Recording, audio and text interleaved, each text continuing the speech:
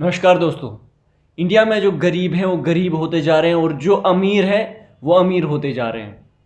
और जब कोई गरीबों की तरफ से कुछ आवाज़ को ऊपर तक रखना चाहता हो उसको सीधे उठा के जेल में डाल दिया जाता है।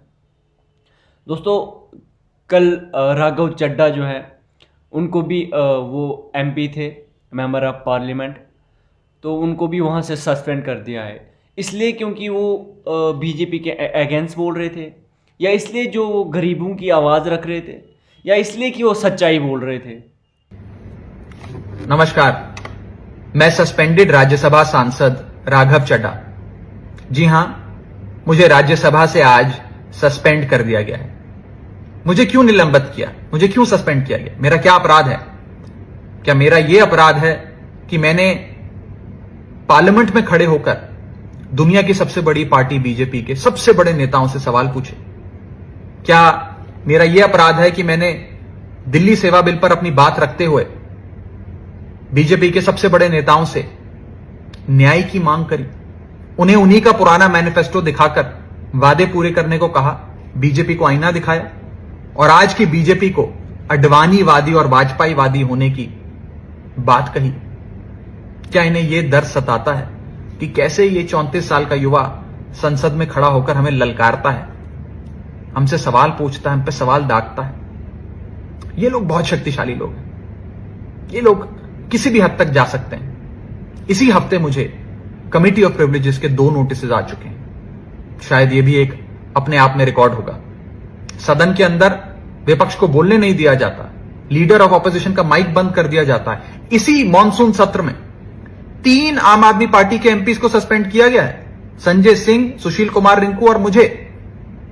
पहली बार शायद भारत के इतिहास में देखा गया होगा कि लोकसभा में विपक्ष की जो सबसे बड़ी पार्टी, उससे पहले जम्मू कश्मीर में महराज मलिक जो पूरे चिनाब वैली पे इन्फ्लुएंस करते थे, पूरे चिनाब वैली पे उनका इन्फ्लुएंस था। एक छोटी सी गलती के लिए, मतलब ऐसा तो नहीं ना था कि वो जैसे देश में ऐसा कोई प्रोटेस्ट कर रहे थे, देश के जो हालात हैं या स्टेट के हालात हैं उसका संतुलन बिगड़ रहा था, ऐसा भी तो कुछ नहीं था। जम्मू कश्मीर को मोहरा मत बनाइए। आज पूरा जम्मू कश्मीर नहीं, पूरा देश इकट्ठा है।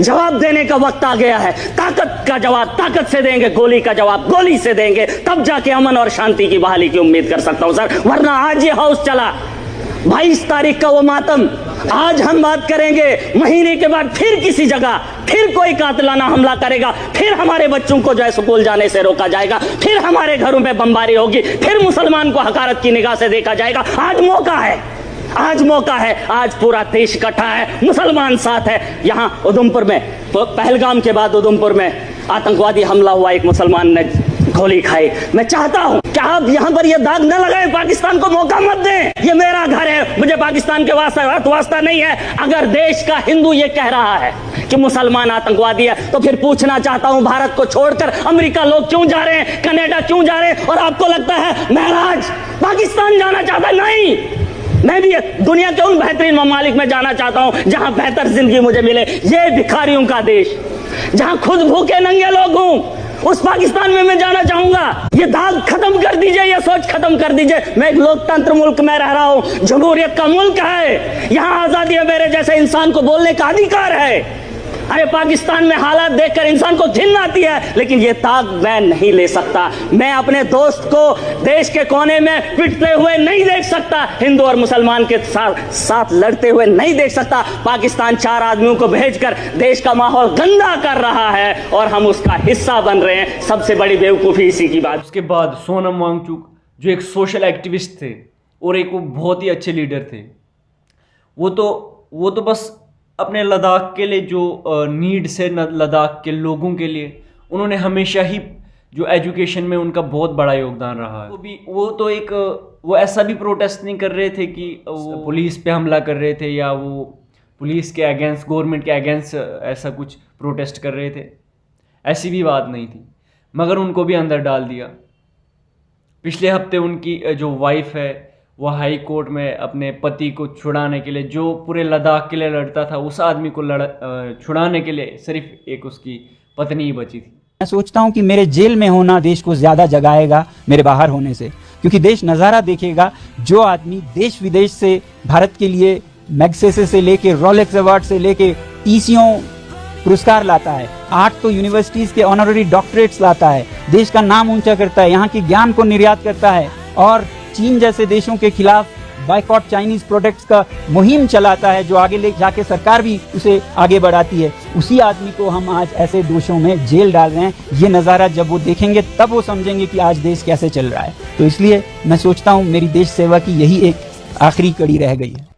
दोस्तों, सोनम वांगचुक पे 3 इडियट्स जो मूवी है वो भी बनी हुई है कि कैसे एक गरीब लड़के ने जो किसी और के लिए पढ़ रहा था, मतलब वो किसी अमीर का ही लड़का था, उसके लिए वो पढ़ रहा था, तो डिग्री उसको मिली ही नहीं एंड पे, तो बट जिसको नाम कमाना होता है वो कमा ही लेता है।